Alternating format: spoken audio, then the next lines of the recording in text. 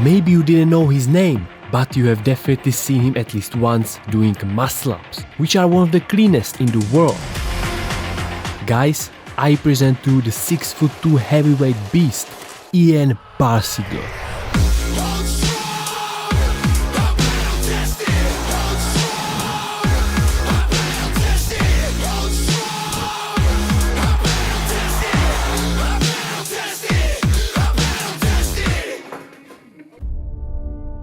The eastern part of Europe is the place where a lot of crazy strong athletes were born. Ukraine, Latvia, Russia or Moldova, where Ian Kirtoka, mostly known as Ian Barseagle, was born in March of 2002.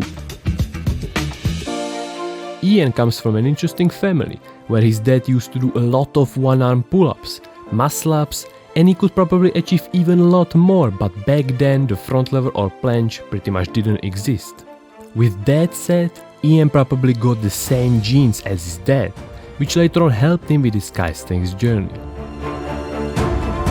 He used to be that kid, always showing off with doing a lot of pull-ups and even chicken wing muscle-ups everywhere he could.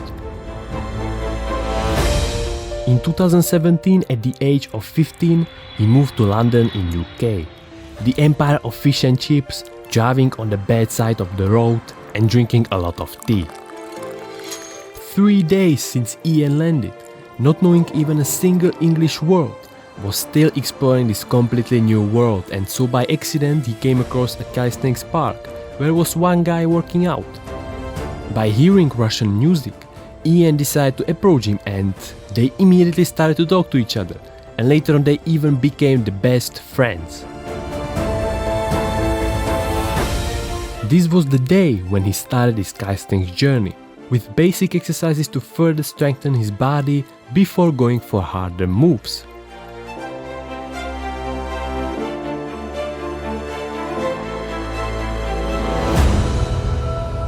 By the end of 2017, he eliminated the chicken wing in his muscle-ups, even though he was still using a little bit his legs to get on top of the bar. And another big achievement was learning the handstand press. At that time, same like nowadays, his only goal was to get stronger and stronger, which was quite difficult with training only once in a week, which continued for some time, close to another year, until he decided to take it seriously, and this is where his progress started gaining momentum.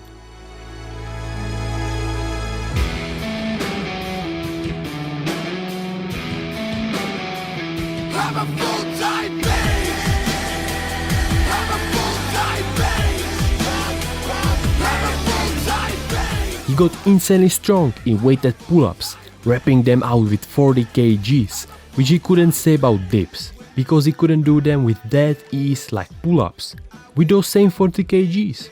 And so he focused more on that to eliminate the strength imbalance.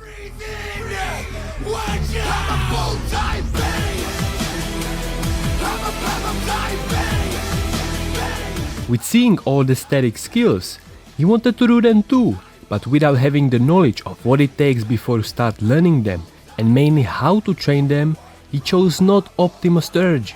At the beginning of his statics journey, he did weighted calisthenics, which isn't bad for learning them, but main problem was doing it simultaneously with the statics. It still worked, but the progress could be a lot faster. With him wanting to spend his time more effectively and progress faster in skills, he took some amount of money and get on call with several really good Russian athletes to collect as much information as possible, and then creating an ultimate training program for that skill he picked. And it worked. His front lever got a lot better in a short period of time, but that wasn't all. Wide back lever, one arm pull up, almost getting a 90-degree handstand push up, and of course getting better at the move he's mostly known for.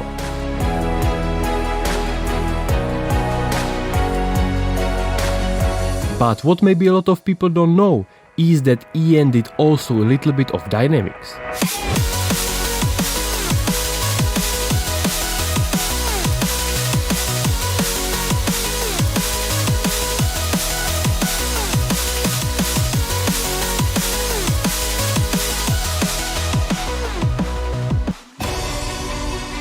all his strength he gained would not be possible without a proper nutrition. He typically started his day with something like oats, a little bit of fruit and peanut butter, for example, mixed up all together. This gave him energy to get through his workout, after which he got a meal rich on protein. So for example the typical good old chicken with rice and vegetable, following up with a dinner rich on protein too, and ending the day with a snack, which was something like cottage cheese, for example. His genetics allowed him to eat basically whatever he wanted quite often, like pizza and burgers, because he still stayed lean while being in that caloric surplus.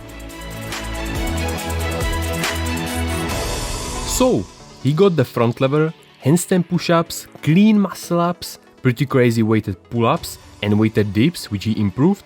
The one last move that was missing was the planche, which after collecting all the info on how to train it from the best athletes who were around the same height as him, decided to start his planche journey at the end of 2020.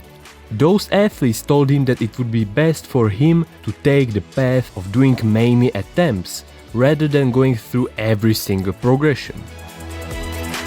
With a little bit of training, just after a month, his straddle got a lot better in hold as well as in form. With seeing every single session a progress, after another 4 months, he got the straight full planche for about 4 seconds. Calisthenics athletes on a high level were really impressed and said that he has even a faster progress than a lot of shorter guys while being 6'2" and 86 kgs.